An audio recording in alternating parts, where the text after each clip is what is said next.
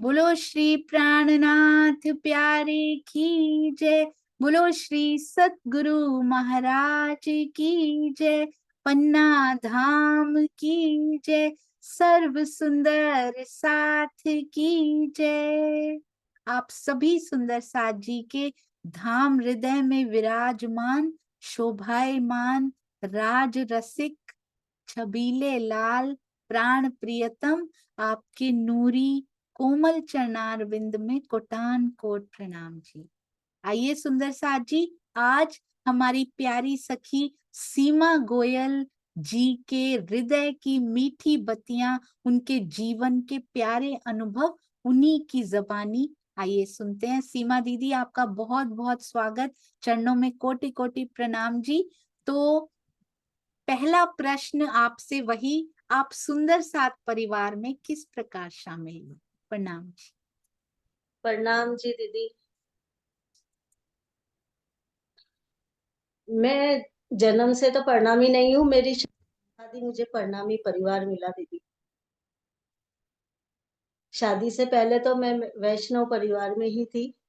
हमारे पियर में श्याम बाबा जी को मानते हैं, रिंगस के, उनको ही मानते हैं। और मेरी शादी 92 में हुई थी और प्रणामी परिवार में हुई, अजमेर में। तो हमारे यहाँ जब शादी होती है तो शादी होते ही जैसे दूल्हा दुल्हन को उसी समय मंदिर ले जाते हैं। तो कान में वो फूंक डालने की परंपरा है, मतलब तारतम हमको जब भी मिल गया था उसी समय, शादी के समय, कि बोले मंदिर जाके सबसे पहले तारतम लेते हैं, तारतम के बाद ही सारे वो जो होते हैं रीति रिवाज वो करते हैं।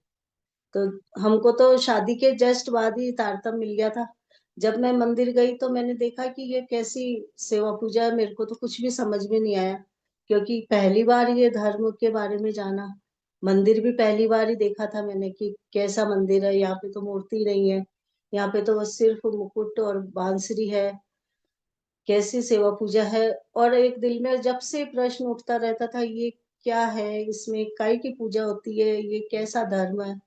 सब प्रणाम जी बोल रहे हैं और सब मिलते जो भी बोलते हैं प्रणाम सुंदर साथ जी प्रणाम। मैंने कहा सुंदर साथ इसका अर्थ क्या हुआ? तो वो उसमें जब मदर इन लॉ को पूछती थी तो बोले मैं तो कुछ भी नहीं जानू, वो तो बता ही नहीं पाती थी। बोला मैं बस राज्य है अपने तो, और कोई अपन को किसी को भी नहीं पूछना है, श्री राज शर्मा जी को इन्हीं की सेवा पूजा करनी है और इसी को ही मानना है।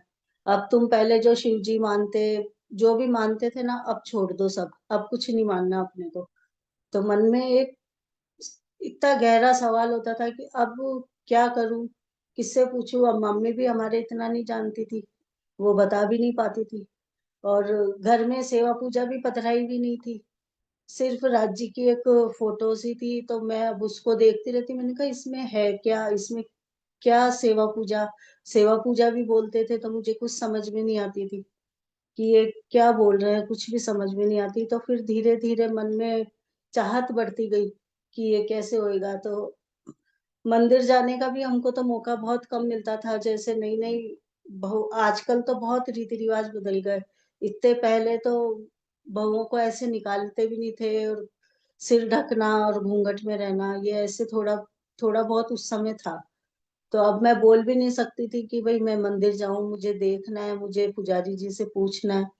तो वो ऐसा कुछ पूछ भी नहीं पाए मन में।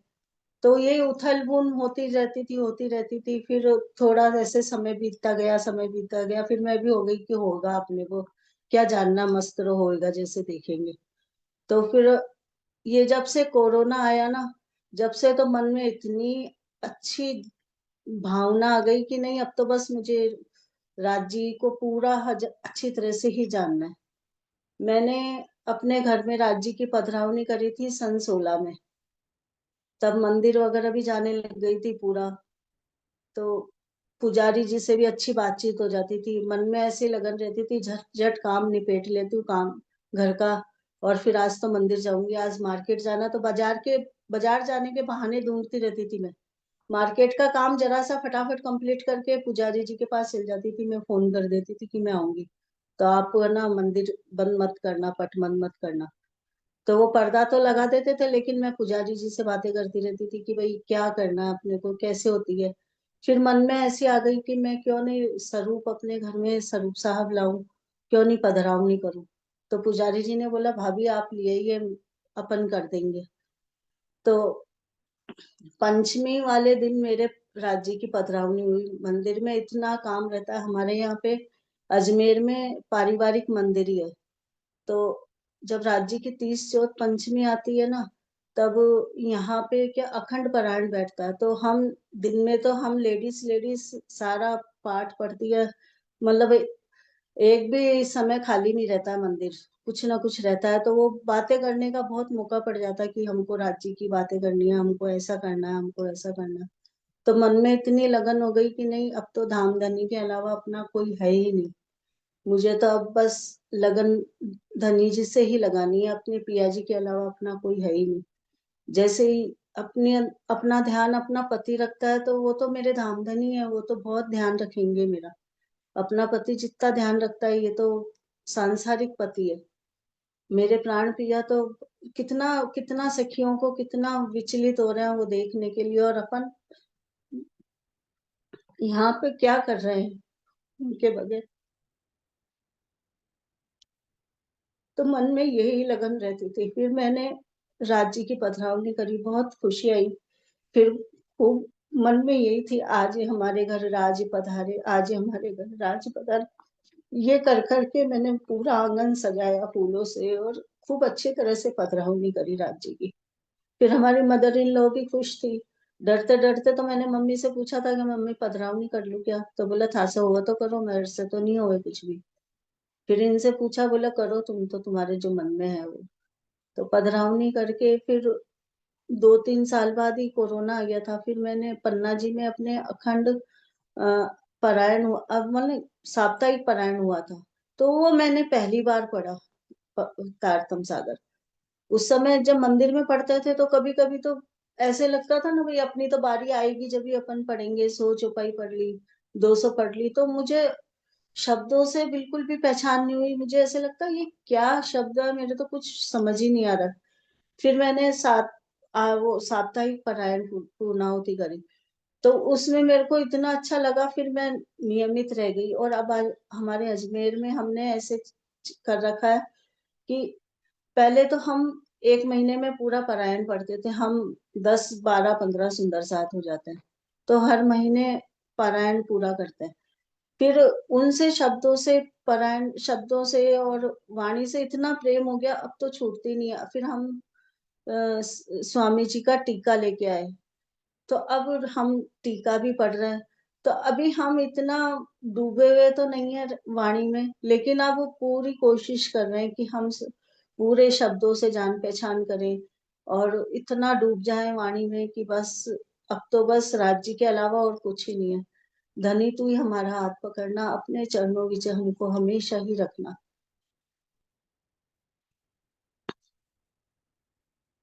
बस ऐसे ही अब चलता रहता है। जो भी करते हैं वो धनी जी को बोल देते हैं कि भाई तुम जानो, तुम्हारा काम जाने, हम तो हमारे कर रहे हैं काम, जो भी करना धनी जी तुम ही हो करवाने वाले। सो के उठता है तो भी धनी जी आज आपने इतनी अच्छी नींद दी, आपका शुक्राना। आज उठे हैं तो आपका शुक्राना, आज का दिन आपके नाम ही है। आप जो भी करवाओगे हम वही करेंगे दिन भर, हमारे मत्थे तो कुछ भी नहीं है। तो पूर्ण मतलब पूरा ऐसे ही सोचते हैं कि खाना बनाना है तो अब राज्य आपके लिए कैसा बने। अब नमक भूल गई तो भी आप खाओ, मैं भी खाऊंगी, मैं आप भी खाओ। मैं तो आधी बार तो चाय में शक्कर भूल जाती हूँ, और सब्जी में नमक डालना भूल जाती हूँ। फिर भोग लगाती हूँ तो मेरे हस्बैंड बोलते हैं, मैडम आज आपने सब्जी में नमक नहीं डाला, बाद में टेस्ट कर लेना। तो ऐसे इतनी कई हो जाती है। खाना भी बनाती हूँ तो कभी खो जाती हूँ, किरंतन चला लेती हूँ या कुछ चला लेती हूँ ना, तो मेरे को ध्यान ही नहीं रहता मैंने क्या मसाला नहीं डाला। तो कितनी बार ही ऐसे होता है। तो हमारे ये तो कुछ भी नहीं बोलते हैं, बोले वाह जो भी मिला राज्य का भोग है, खा लिया अपन ने तो, अब तुम्हारे देख लेना। फिर मैं भी कभी तो खा लेती हूँ, कभी वापस सही कर लेती हूँ सब्जी को भी, ऐसे हो जाता है। बहुत सुंदर। तो कैसे गोपी भाव में सुंदर साथ स्थित होने के प्रयास में कितने सुंदर दिखाई देते हैं, पता ही नहीं लगता क्या डाला, कभी कभी भूल जाते हैं, कभी नमक की जगह हमने देखा है यहाँ पे इतना खो जाते हैं कि नमक की जगह चीनी भी डाली है हमारे प्यारे सुंदर साथ जी ने। और ये अ, कोरोना से ऐसा क्या चेंज हुआ, कैसे ये यात्रा शुरू हुई, कैसे जुड़े आगे, क्या क्या किया, उसके बारे में विस्तार से बताइए।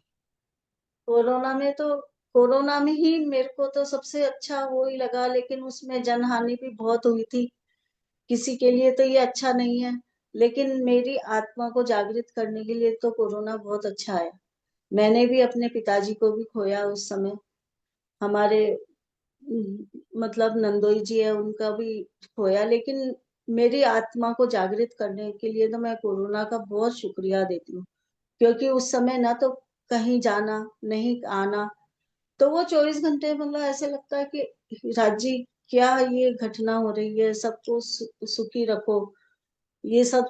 फिर उस समय है ना, वो विरह के प्रकरण पढ़ना, मेहर सागर का पाठ करना, तो ऐसे घूमते ही रहते था कि नहीं अब अपन तो काम करें, कहीं जाना नहीं, कहीं आना नहीं।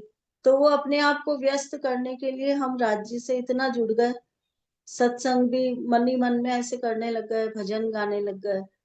तो जूम मीटिंग से जुड़े, फिर हम जूम मीटिंग से जुड़े तो भजन गाने का भी मौका मिला। फिर वहां से वाणी चर्चाएं सुनी तो हमको इतना अच्छा लगता है, बोला अब हम बहुत अच्छा लगता है कि राज्य से बातें करें, राज्य की बातें सुने। मुझे तो कुछ भी नहीं आता था, कुछ भी नहीं आता था। मेरे को सेवा पूजा भी करनी नहीं आती थी पहले। जब मैंने राज्य की पधरावनी करी तो मेरी दौरानी है अंजलि गोयल, मैंने उससे पूछा कि अंजलि मेरा बहुत मन है पधरावनी करने का, तो बोला भाभी कर लो। बोले मम्मी बोलती है अष्ट पैर की सेवा पूजा पूरी करनी पड़ेगी, और अपन तो लेडीज भी है तो वो 3 दिन भी नहीं करना, तो वो कैसे करेगी। बोला सब हो जाएगा भाभी, आप तो अपने पधरावनी करो। तो मैंने पधरा लिया, और फिर मेरे को सेवा पूजा भी याद हो गई, शाम की भी हो गई, सुबह की भी हो गई। अब पाठ करने का भी मन होता है। पहले ऐसे सोचती थी मैं कैसे करूं, मुझे तो कुछ आता ही नहीं है, कोई गलती नहीं हो जाए, मेरे को राज्य माफ करना। तो फिर अब तो इतना प्रेम भाव आ गया, मैंने कहा गलती भी हो गई तो राज्य आप, और सही भी हो गया तो आप। अब तो इश्क इश्क करना अपने को, तो प्रेम में तो गलतियां भी होती है, ऐसा कुछ ही नहीं है कि अपन नहीं करे। तो गलती भी हो जाए तो मुझे तो ऐसा लगता ही नहीं है कि मैंने राज्य से कोई गलती करी है। क्यों, हो गई तो हो गई, मैं क्या करूं, आप ही कराने वाले हो।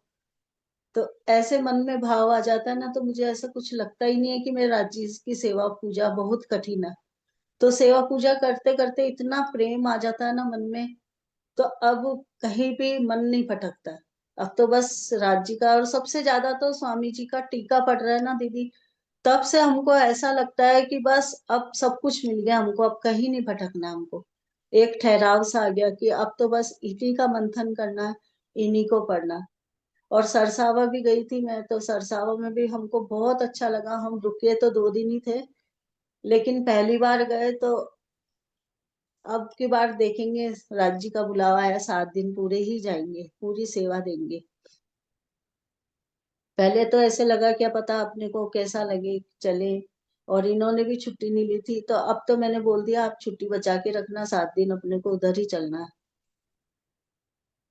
बहुत ऐसे सुंदर आपने स्टॉल में चोलियां बनाने की सेवा भी टीका की बहुत सुंदर की, वहां भी 2 दिन ही सही पर आपने 2 दिन में 7 दिन की सेवाएं वहां प्रदान अवश्य की हैं। तो अजमेर में सुंदर साथ कैसे इकट्ठे हुए, 10-15 सुंदर साथ जो हैं वो किस प्रकार आप इकट्ठे हुए? तो हमारे ये अजमेर में तो जन्म से ही सब प्रणामी है दीदी। हम तो बहुएं हैं, तो बहू हम बाहर से आई है, कोई परवाई भी है। सुंदर साथ तो बहुत, तो यहाँ पे 15 20 25 घर है यहाँ सुंदर साथ के। यहाँ मंदिर भी पारिवारिक मंदिर ही है, जैसे किसी भी वहां से जुड़ा हुआ नहीं है। तो इसलिए हमको स्वामी जी का टीका पढ़ने से भी कोई नहीं रोक सकता। हमारे जो मन में आता है, हमको जागनी करनी है बस अपनी, कैसे भी हो, और वाणी से जुड़े रहना है। हमारे यहाँ पे ऐसे नहीं है कि भाई ये करना नहीं है, वो नहीं करना, जो मन है वो करो। तो हम तो सब पढ़ते हैं, स्वामी जी का टीका भी पढ़ते हैं। पहले इतना ज्ञान नहीं था जो हम इतना कुछ कर नहीं पाए, लेकिन अब थोड़ा-थोड़ा अब सब जने मिलके हम सोचते हैं कि अब ये भी करें, ये भी करें। अब वो ये ना माया बहुत आड़ी आती है, बहुत बीच-बीच में बहुत परेशान करती है। कभी किसी के क्या हो जाता है, कभी किसी के, तो वो रह नहीं पाता बस हमारे। लेकिन कोशिश तो हम पूरी करते हैं कि नहीं, अपने को अब सेवा में पीछे नहीं हटना, अब तो बहुत सेवा करनी है, अब पूरे परिवार को भी जगाना है। बहुत सुंदर, ऐसे लग नहीं रहा सुंदर साथ जी जैसे अपने परिवार के साथ, अलौकिक परिवार के साथ बैठ के बातें कर रहे हो, एक दूसरे से बातें साझी कर रहे हो। तो आप अपने जीवन की कुछ ऐसी घटना बताना चाहें जो दिल में लेकर आए हैं कि सुंदर साथ जी से शेयर करनी है। आज ही की घटना है।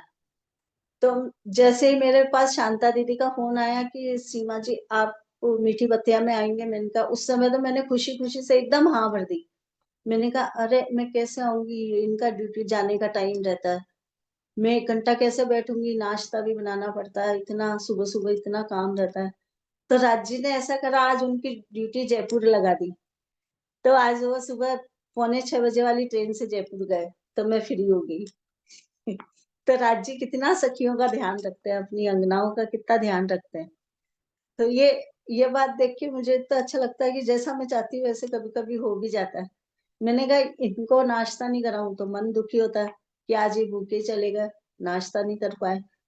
और फिर ये बोलेंगे भी नहीं, बोलेंगे नहीं नहीं तुम तो बैठ जाओ, मैं तो मेरे ऐसे ही चल जाऊंगा। तो फिर मन में ऐसे दुख भी होता है कि ये ऐसे ही चलेगा बिना खाए पिए कुछ भी, फिर अब दोपहर तक शाम तक आएंगे तो फिर अच्छा नहीं रहेगा।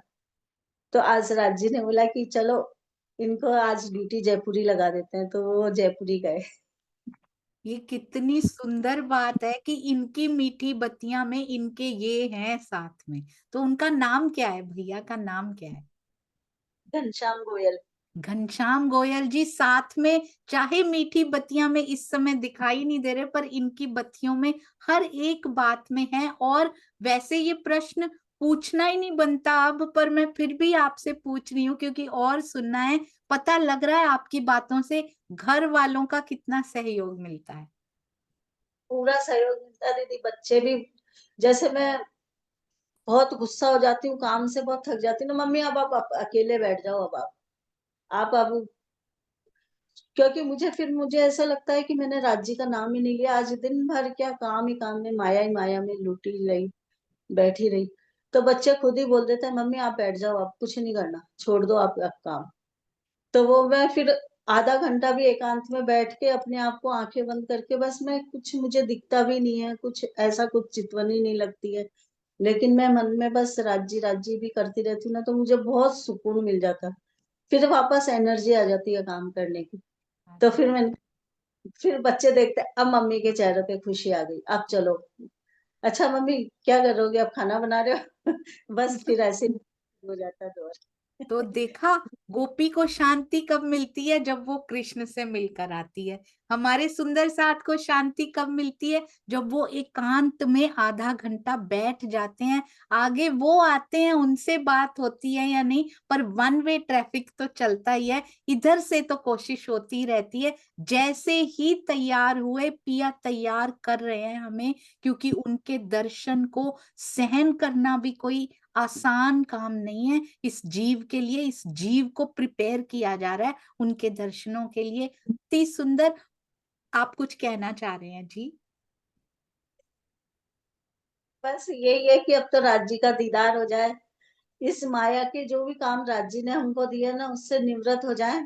फिर बस मेरे को तो ऐसा लगता है, मैं तो, मेरी दो रानी अंजलि है, उसको भी यही बोलती हूँ कि अपन तो अपने बच्चों के काम से फ्री हो जाएं, इनसे, इनकी शादी ब्याह एक बार कर दें, फिर एकदम फ्री, फिर अपन और अपने राज्य, और कोई बीच में आएगा ही नहीं। अपने को लेना देना ही नहीं है इनकी माया से, इनकी गृहस्थी से। अपन अब बिल्कुल भी नहीं उलझेंगे अंजलि, अपन तो अपने बहुत खूब काम कर लिया, अब नहीं करेंगे अपन, अब बस राज्य की बातें करेंगे। और मैं और मेरी दोरानी और मेरी चाची सास, हम तीनों जब मिल जाते हैं ना, तो हम बस राज्य की बातों के अलावा कुछ होता ही नहीं हमारे। हमारे अंजलि को अच्छा ज्ञान है, क्योंकि चाची जी के घर में शुरू से ही सेवा है, तो वो उसको सारे जवाब मिल गए, मुझे जवाब नहीं मिलते थे, तो मैं थोड़ी राज्य से अभी तक दूर हूँ। और वो राज्य के बारे में सब कुछ जानती है, वो तो वो बताती रहती है। अब जैसे मैंने आपकी बीतक सुननी शुरू करी है, आपका टीका जब मेहर सागर की वो हुई थी ना, जब मैं मुझे मालूम नहीं था, फिर जूम में हम जुड़े थे चांद दीदी से। दीदी ने इतना इंटरेस्ट कर दिया, अब उनकी रोज मीटिंग होती है हमारे 9 बजे। हम अभी बीतक साहब ही पढ़ रहे हैं उसमें, स्वरूप साहब पढ़ रहे थे पहले, अब बीतक साहब पढ़ रहे हैं। तो उसमें इतना इंटरेस्ट आता है ना, तो वो एक दिन भी अगर छुट्टी हो जाती है ना, तो फिर मेरे को इतना चिड़चिड़ापन आ जाता कि जैसे दिवाली टाइम में अभी रोज मेहमान आ जाते, तो मैंने कहा क्यों आते हैं ये मेहमान अभी इस समय, 9 बजे किसी को ही नहीं आना। कभी कभी तो ऐसा मन होता था गेट के लॉक लगा दूं कि है ही नहीं, हम तो बाहर गए। लेकिन फिर ये गुस्सा होते बोले कोई तो आ रहा है इतना दूर से और फिर तुम ऐसे करो, तो फिर वापस वो मन ऐसे हो जाता लेकिन जूम मीटिंग से छुट्टी होती थी ना, तो बहुत अजीब सा लगता था मुझे। अब तो एकदम ऐसे फटाफट काम करना, अभी 9 बजे अब जूम मीटिंग अपनी चालू हो जाएगी, तो इतना इंतजार रहता है, सखियों के दर्शन होते हैं, सखियों से बातें होती है, बहुत अच्छा लगता है हमको तो। अंजलि और मैं तो इतनी, मतलब हम दौरानी जिठानियां लेकिन इतनी प्यारी सखियां हो गई कि जैसे 2 दिन भी बात नहीं करेंगे ना, तो मैं कुछ ना कुछ बहाना निकाल लूंगी या वो कुछ ना कुछ बहाना लगा लेगी, फिर हम फोन पे ही आधा घंटा पौन घंटा तो बात करते ही है। और माया की और घर गृहस्थी की कुछ भी बात नहीं होती, आज राज्य का ये देखा, आज ये अपन ये पोशाक सिलेंगे, आज ये ऐसा करेंगे, आज ऐसा, बस यही बातें चलती रहती है हमारी दोनों के बीच में। और जूम मीटिंग में चांद दीदी ने जितना हमको समझाया है ना, मेरे तो जब से थोड़ा थोड़ा समझ में आता है, और अब तो मुझे याद ही नहीं होता, समझ में आ जाता है लेकिन मैं जैसे वो क्वेश्चन कोई उत्तर पूछे ना, तो मैं उसका जवाब ही नहीं दे पाती। समझ में आ रहा है, मैं बोल नहीं पाती कि मैं क्या बोलूं, क्या जवाब दूं इनको। तो ऐसे कभी कभी ऐसे हो जाता है, तो अंजलि मुझे बोलती है, अरे भाभी आप टेंशन मत कर, आप लिख लिया करो, फिर लिख के फिर है ना 1-2 बार पढ़ोगे ना तो आपको आ जाएगा। तो फिर वैसे ही करने लग गई, तो थोड़ा थोड़ा बोलने भी लग गए, भजन भी गाने लग गए, तो बहुत चेंजेस आए हैं ये जूम मीटिंग में जोड़ने से। जूम मीटिंग में जुड़े तो आपसे भी जुड़े, तो आपसे मिलके तो हम अपने आप को धन्य मानते हैं। स्वामी जी से जूम मीटिंग में ऐसे स्वामी जी से भी मिल लेते हैं संडे को, तो वैसे कहाँ मिलने को रहता है। आजकल तो बहुत अच्छा लगता है जूम मीटिंग होने से, अपने आप को ऐसे अकेलापन ही नहीं लगता, अब तो अकेले भी पूरे दिन अकेले भी रह सकते हैं, मुझे तो बहुत अच्छा लगता है अब अकेले रहना भी, कि मैं और मेरे राज्य, और कोई दूसरा चाहिए ही नहीं मुझे तो। जी, तो आप अजमेर के सुंदर साथ से कैसे मिलते हैं? मंदिर में, घर में, किसी, या फिर जूम पे ही मिलते हैं उनसे? दिन में ही मिलते हैं हम, जी। मासिक सत्संग है तो मासिक सत्संग में सब जने आ जाते हैं, और ऐसे जब दर्शन करने जाते हैं ना, तो आपस में फोन कर लेते हैं, आज मैं आऊंगी, आज तुम भी आ जाना, तुम भी आ जाना, तो हम ऐसे सब शामिल हो जाते हैं, मिल जाते हैं वहां पे। तो वहां भी आप राज्य की, टीका की वहां भी पढ़ते हैं, वहां भी बातें होती हैं? हाँ, वहाँ पुजारी जी हमारे बहुत अच्छे हैं, अभी तिलक पुजारी जी है, वो भी बस वो धाम की बातें बताते रहते हैं, भाभी आप ये पढ़ो, स्वामी जी की ये तारतम मंजरी पढ़ो, ये ले जाओ आप यहाँ से, आप मेरे पास से ये ले जाओ, आप ऑनलाइन पढ़ लो। तो मतलब वो भी यही बताते रहते हैं, वो भी स्वामी जी के बारे में बोलते रहते हैं, बोले स्वामी जी का टीका पढ़ो, आपकी आंखें खुल जाएगी, अंदर के पट पूरे खुल जाएंगे।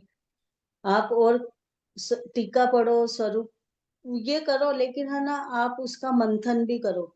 आप जैसे 2 चौपाई पढ़ ली कि इसमें ये ऐसे कैसे हुआ, आप अपने आप को उसमें महसूस करो, कि जैसे अभी तो हमारा भी रास ग्रंथ ही चल रहा है, तो रास ग्रंथ पे हर शब्दों की चौपाइयों पे ऐसे रखो कि आप जैसे आप खुद भी वहां पे मौजूद हो, तो आपको बहुत अच्छा लगेगा पढ़ के भी। आप पूरा पूर्णाहुति करने की क्यों सोचते हो, आप तो ये सोचो कि आप तो आधा 4 ही चौपाई हो, उसी में डूबे रहो बस दिन भर।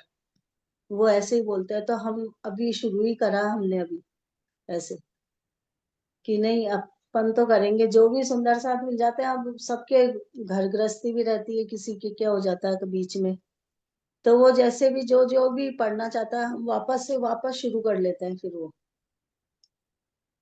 कि इनका पीछे नहीं रह जाए बस ये, अपने को सबको एक साथ ही चलना है, तो हम ऐसे ही करते रहते हैं। बहुत सुंदर। तो क्या जो आपके पुजारी जी हैं वो कभी मीठी बतिया में आ सकते हैं, जो स्वामी जी को इतना प्रेम करते हैं कि उनका टीका पढ़ने को प्रोत्साहित करते रहते हैं, क्या वो मीठी बतिया में आ सकते हैं? वो मैं पूछ के बता दूंगी दीदी। जी जरूर, उनको भी लाइएगा। अंजलि जी को भी जरूर, जो जो आपकी इस कॉन्वर्सेशन में शामिल रहे, जो आप बोल रहे हैं आपके भावों में, वो भी जरूर आए, अपने मीठे भाव बताएं। और कुछ जो आप सुन, आपको क्या लगता है, एक बात मैं पूछना चाहती हूँ, क्या ये साहित्य हमारे समाज में होना जरूरी है? वाणी का टीका, किताबें, ये कितनी जरूरी है हमारे? बहुत जरूरी है, इनके बिना तो जीवन ही पूरा अधूरा है। अगर अपने को मार्मिक ज्ञान और ये आत्मा से अपने अपने को जुड़ना है, तो ये साहित्य पढ़ना बहुत जरूरी है।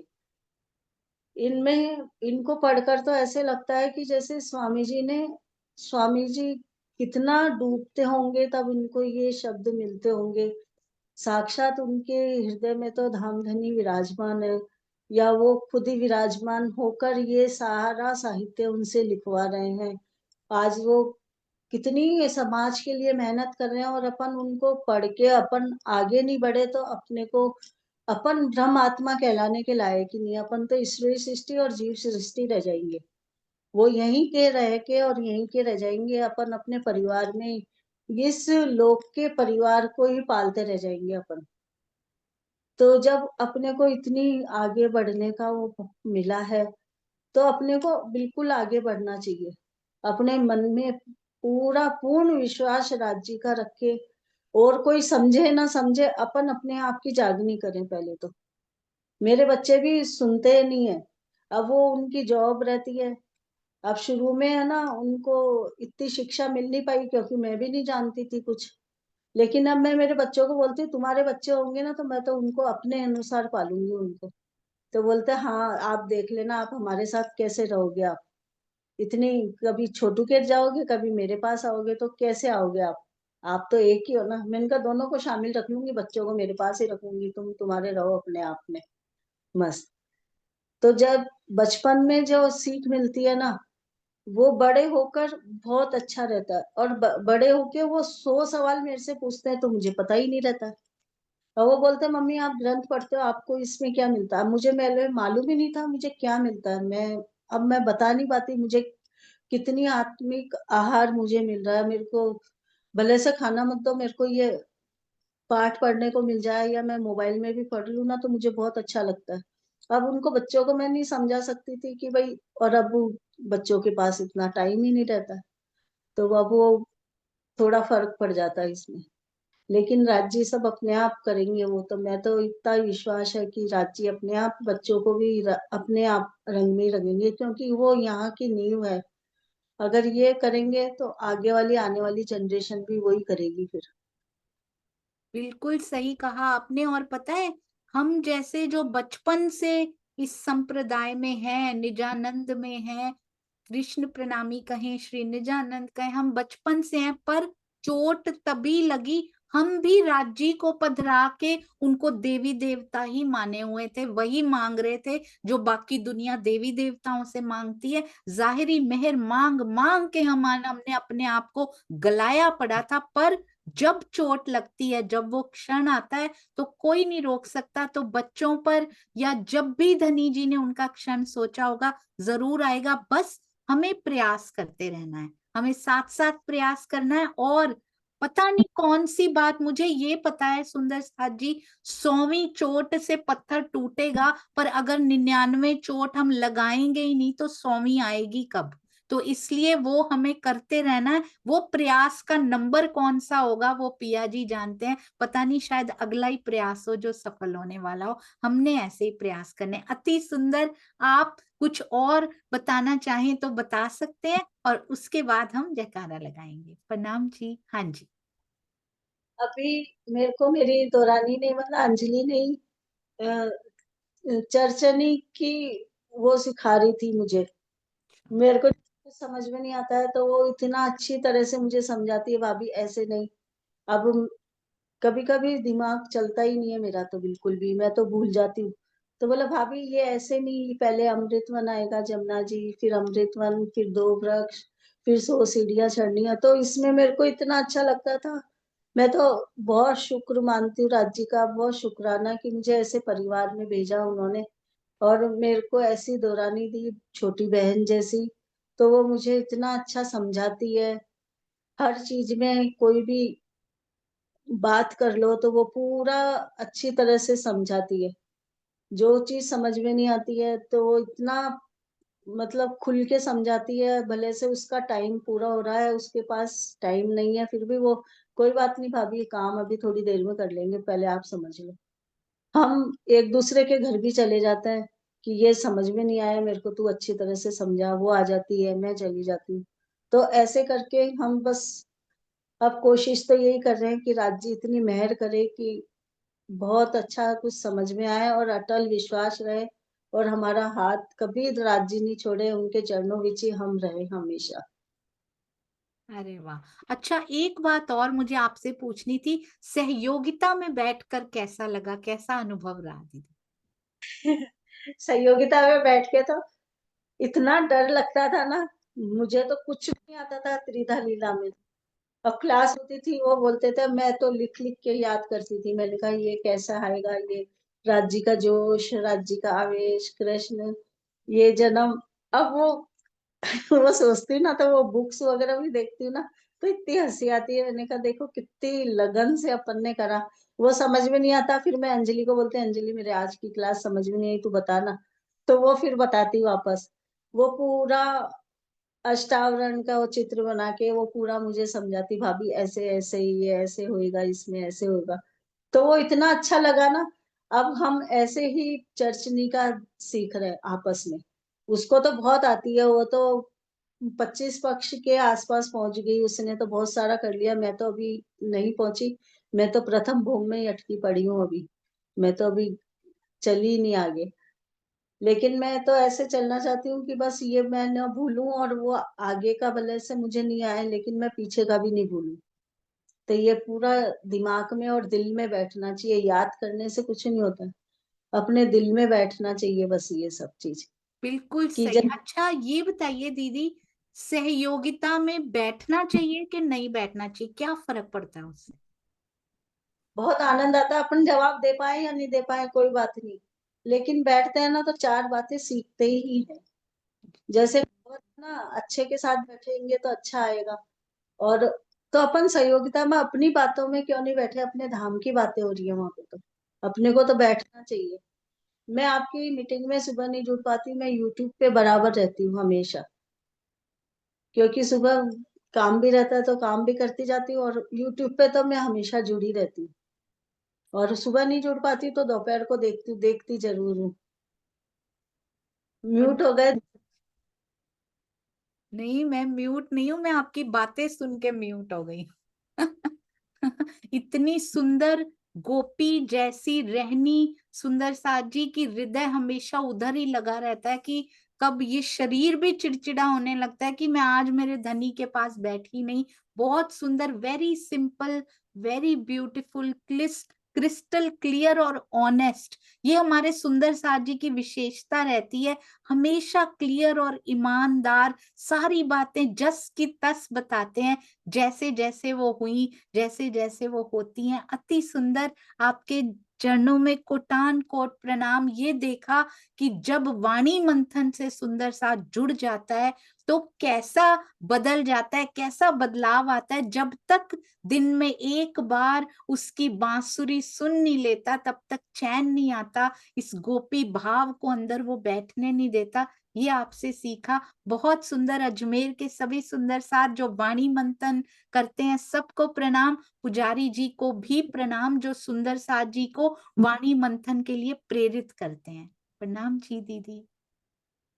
प्रणाम जी। आप ही जयकारा लगाइए दीदी। बोलिए श्री प्राणनाथ प्यारे की जय, बोलिए श्री सतगुरु महाराज की जय, बोलिए श्री पन्ना धाम की जय, सर्व सुंदर साथ की जय। प्रणाम जी। प्रणाम जी। प्रणाम जी। जितनी भी मुश्किलें आई हों, जितनी भी मुश्किलें आई हों, सारी मुश्किलें यहाँ बताई नहीं जाती कई बार सुंदर साथ जी, कि वाणी मंथन नहीं करना या इधर से नहीं जुड़ना, पर कोई मुश्किल जब अंदर प्रेम की रहनी आने लगती है ना, कोई मुश्किल सामना हम करने के लिए तैयार हो जाते हैं, कोई मुश्किल रास्ता नहीं रोक पाती। ये मुझे आपके जीवन से पता है दीदी। प्रणाम जी, प्रणाम जी।